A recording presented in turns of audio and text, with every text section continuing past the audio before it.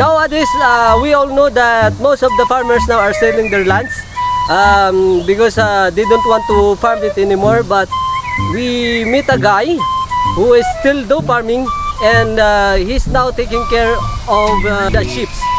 So, hey bro, how are you? Hi, good. Okay. You have a lot of sheep here. How many sheep do you have? It's black sheep or white sheep? The white sheep White sheep I have 20 sheep. and the black. Black also 20. And what they are eating? Black sheep or white sheep, sir? The white sheep. White sheep are eating grass, sir. All grass. Grass. And the black sheep.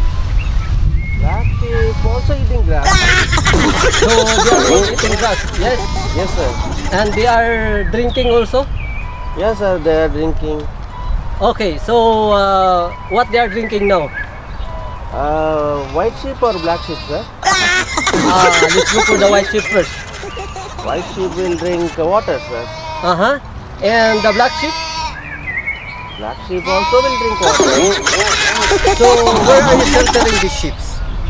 Sheltering black sheep or white sheep, sir? Black sheep, black sheep. You keep asking me about the black sheep and the white sheep, and then they are the same one. Because the black sheep only mine, sir. Okay. I'm sorry. And the white sheep? White sheep also mine. Oh, no. Anong kailangan kong gawin?